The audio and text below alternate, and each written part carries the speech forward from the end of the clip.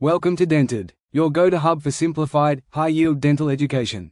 Odontogenic keratocyst, ये हमारी odontogenic केराटोसिस्ट के नाम से कहते हैं हम इसको, या फिर इसका दूसरा मतलब इसको मेनली इसको शॉर्ट फॉर्म में यूज़ किया जाता है, दैट इज़ द ओकेसी। अगर हम इसके इंट्रोडक्शन की बात करें, इंट्रोडक्शन इसका इस तरीके से है कि ये जो टर्म ओकेसी है, it was first used in 1956 में इसको फर्स्ट यूज़ करा था इस वर्ड को, ओकेसी को, ठीक है। फिर उसके बाद हमारे दो साइंटिस्ट हैं, that is the Pindborg and Hansen, हमारे दो साइंटिस्ट हैं। इन दोनों ने क्या बोला, इन लोगों ने ओकेसी के बारे में थोड़ा बहुत इसको डिफाइन करा, इसके कुछ की फीचर्स के बारे में बताया है कि ये क्या होती है। It is called a keratocyst. OKC को केराटोसिस्ट कहते हैं। क्यों कहते हैं?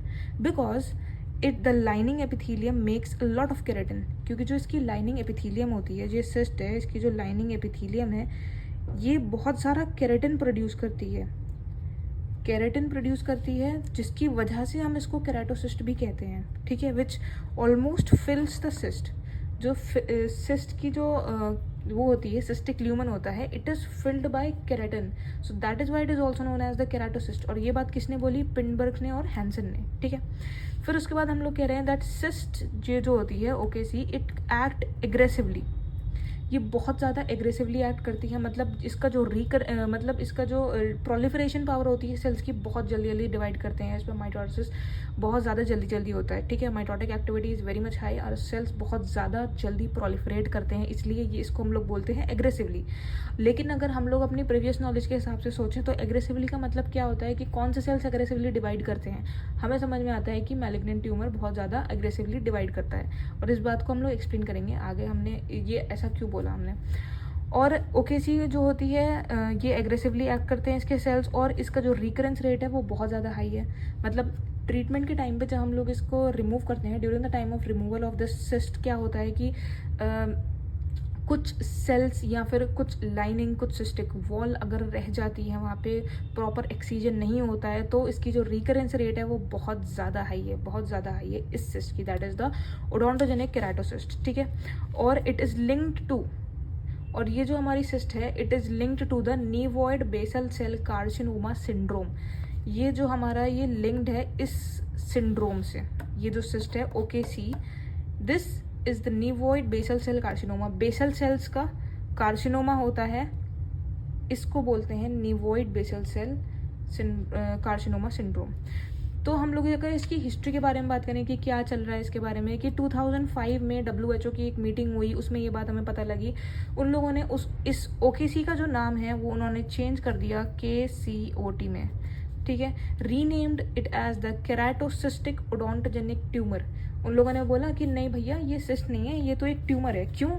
Because of its tumour like behaviour, that I was saying that it is aggressively proliferating. तो इसी वजह से इन लोगों ने बोला कि नहीं, ये तो सिस्ट नहीं है, ये तो ट्यूमर है। लेकिन फिर 2017 में दोबारा से मीटिंग हुई तो ऐसा माना गया कि ये एक ट्यूमर नहीं है, because it does not fulfil all the characteristics of a tumour, so that is why this OKC is now considered as a cyst and not a tumour. तो अब ये ट्यूमर नहीं है, अब ये एक सिस्ट है, ठीक है। दोबारा से हमने इसको सिस्ट के क्लासिफिकेशन में ले लिया। अगर हम इसके ओरिजिन की बात करें, ये कहाँ, ये होती कैसे है, कैसे होती है ये, अगर इसकी ओरिजिन की बात करें, so it comes from the dental lamina. Dental lamina क्या होता है? Dental lamina at the time of development of tooth, dental lamina से ही हमारे टूथ बनते हैं। डेंटल लमाइना हो गया, इनामल ऑर्गन हो गया, डेंटल लमाइना, इनामल ऑर्गन, और basal cell layer of the oral epithelium. जो ओरल एपिथीलियम होती है उसकी जो सबसे नीचे वाली लेयर होती है, बेसल लेयर, वहाँ से इसका ओरिजिन हो रहा है, ठीक है।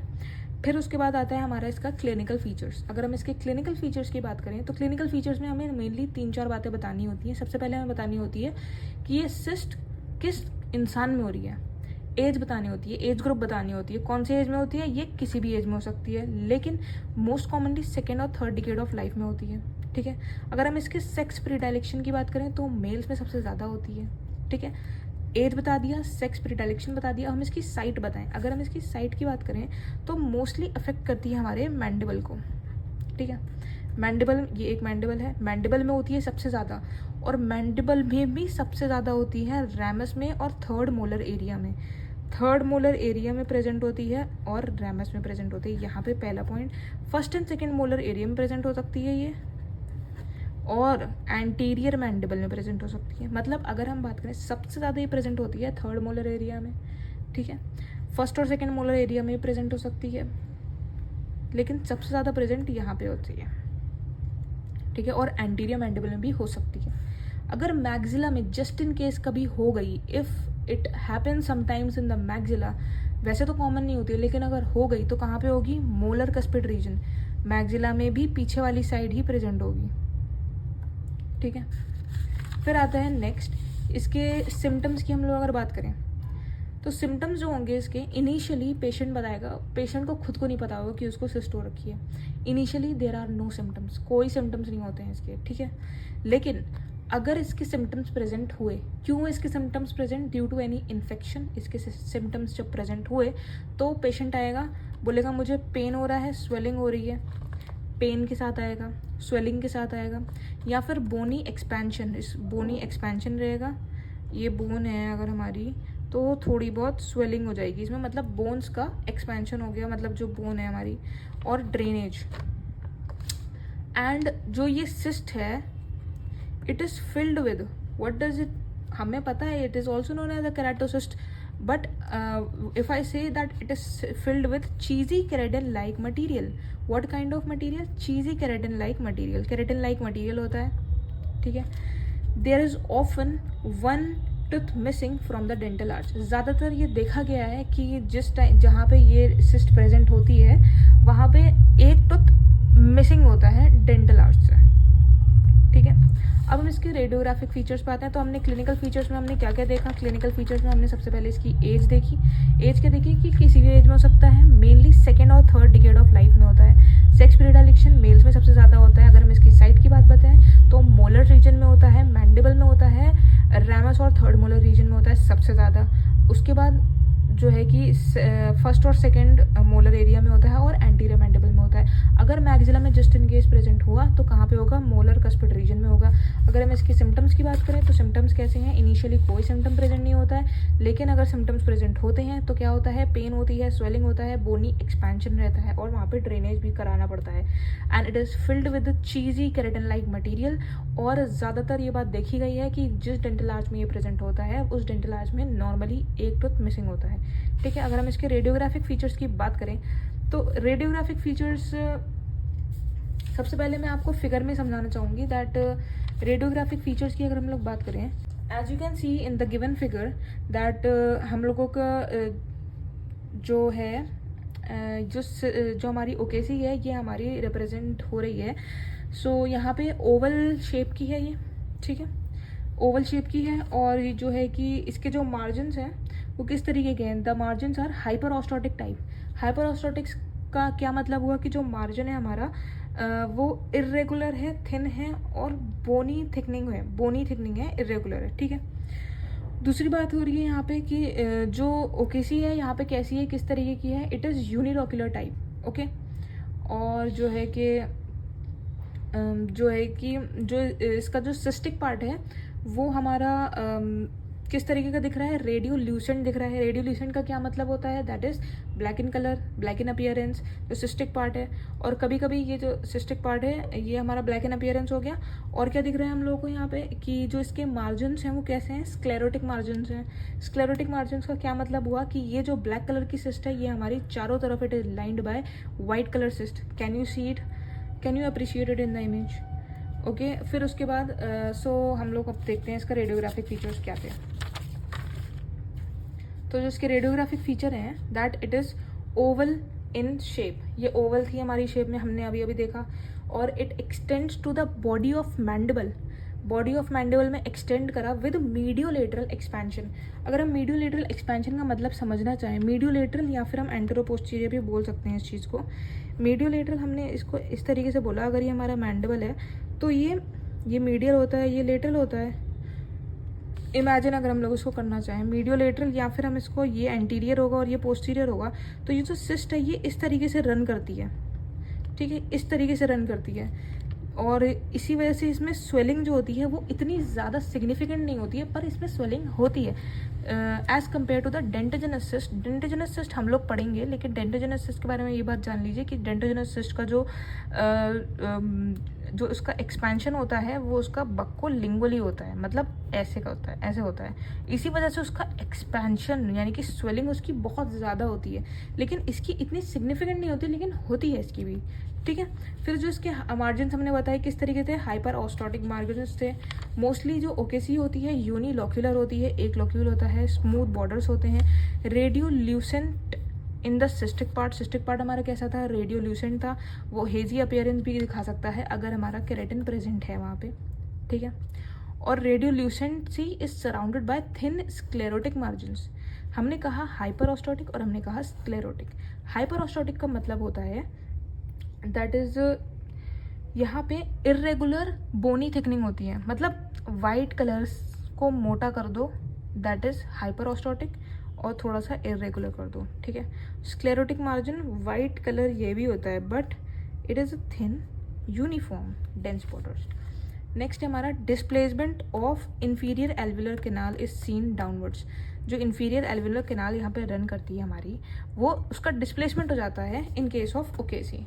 ये कह रहे हैं ये बात यहाँ पे। अगर हम इसकी ट्रीटमेंट की बात करें, so the treatment says that हम लोग इसमें जो है ना सर्जिकल एक्सीजन करा देते हैं सिस्ट का। It should be done, the surgical excision of the cyst should be done.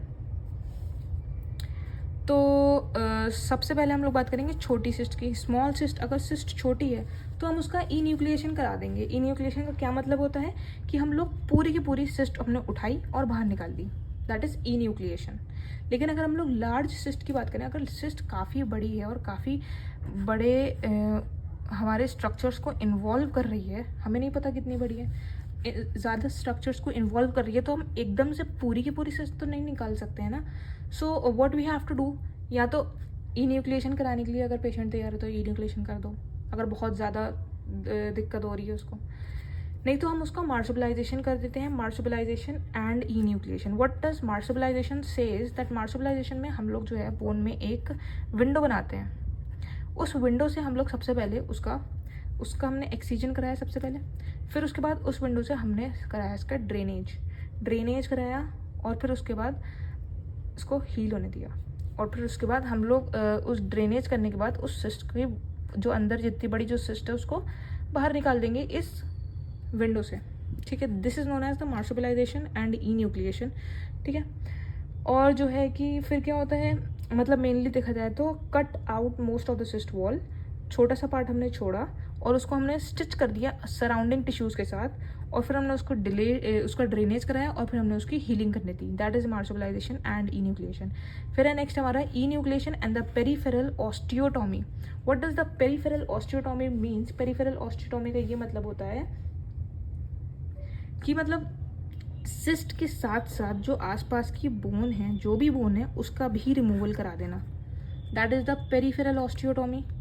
और नेक्स्ट है, या तो हम ये करा सकते हैं enucleation along with the chemical cautery. इसमें क्या होता है, इसमें हमारे पास गॉस पीस होता है। Gauze piece is dipped in any antiseptic and then it is हमने ई न्यूक्लिएशन कराने के बाद उसके ऊपर उसको रख देते हैं, that is the chemical cautery. And what does en bloc resection mean? En bloc resection का ये मतलब होता है कि पूरे के पूरे मैंडिबल को ही निकाल दिया बाहर, मतलब केस बहुत ज़्यादा सीवियर हो चुका है, तो इसी वजह से हमें पूरा मैंडिबल निकालना पड़ गया। और अब इसके जो पर्सन है उसका होगा उसका जो है कि प्रोस्थेसिस लगानी पड़ेगी हमें मैंडिबल की, ठीक है। ये है इसमें रीबिल्डिंग ऑफ द मैंडिबल पूरी करनी पड़ेगी with the help of prosthesis, और इसका रिकरेंस रेट बहुत ज़्यादा हाई होता है, अराउंड 30% और हायर। तो अब इसके हिस्टोलॉजिकल फीचर्स की हमने एक नेक्स्ट वीडियो बनाई है, and that will be video only covering the histological features and